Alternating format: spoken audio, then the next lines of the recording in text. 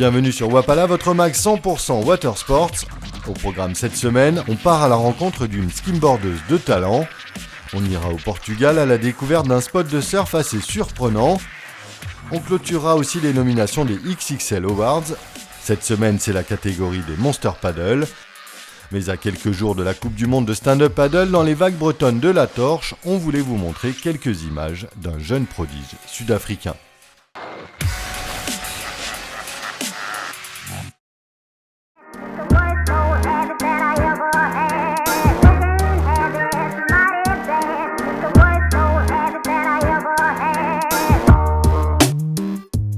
Du haut de ses 9 ans, Nathan déchire la vague comme un grand. Il pratique depuis 2 ans et montre déjà de grosses aptitudes pour le sport.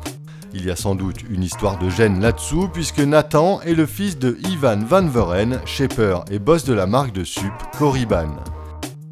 Cela n'enlève rien au talent du fiston qui, non content de manier la pagaie comme un grand, se paye déjà le luxe de surfer en charmante compagnie avec la suppeuse sud-africaine Michelle Fourie.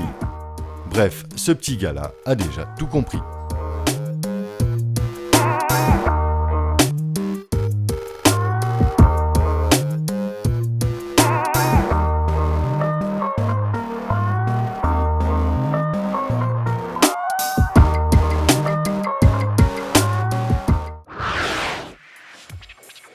On part tout de suite aux États-Unis à la rencontre de la charmante Lexi pour tout savoir sur une discipline du skimboard qui fait du bruit en ce moment, le flat.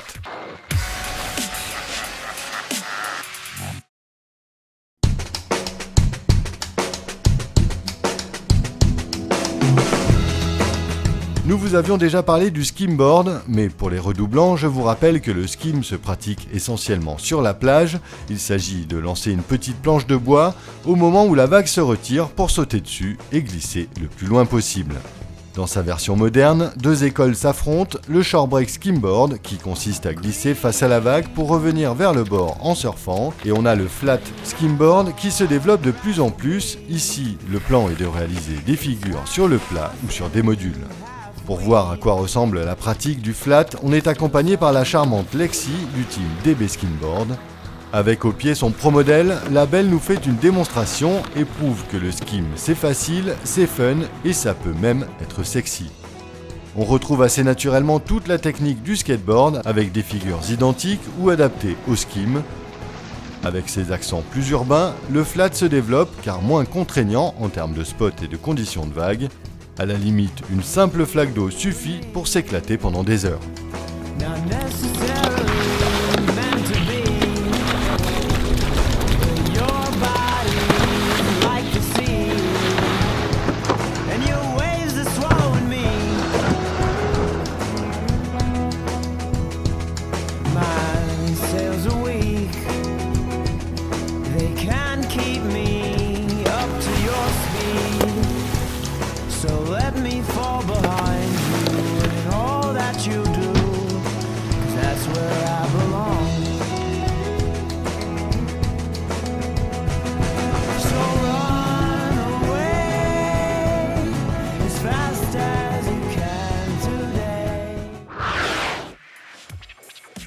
Pour clôturer notre série XXL Awards, voici les nominés dans la catégorie Monster Paddle, à savoir la plus grosse vague prise à la rame cette saison.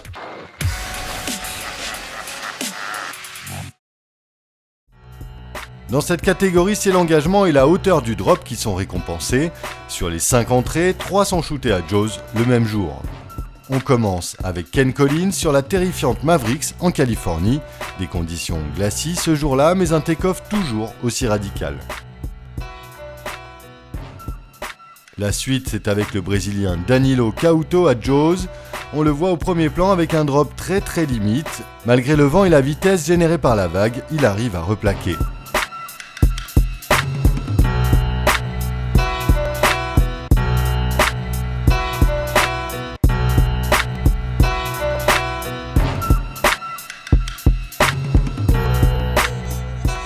Même jour, même vague, on retrouve Shane Dorian. Sous cet angle, la vague est moins impressionnante, mais à y regarder de plus près, le drop est très chaud et Shane surfe sa vague jusqu'au bout. Peut-être un des favoris.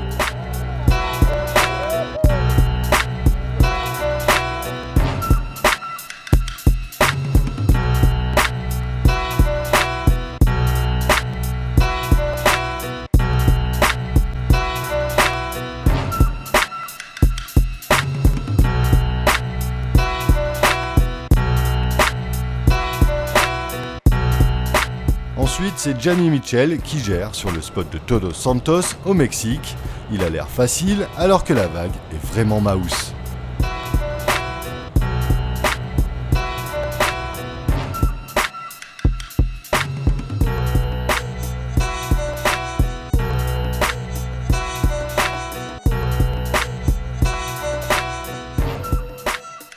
La cinquième et dernière entrée, c'est celle remarquée de Dave Wassel à Jaws. Malgré la chine au pic, Dave arrive à se faufiler et à réussir son take-off sur l'une des plus grosses vagues de la journée.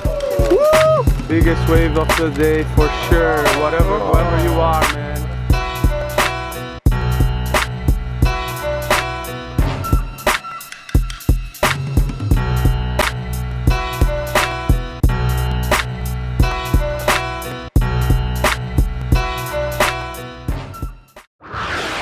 Et pour finir, on part à la découverte d'un spot de surf assez surréaliste.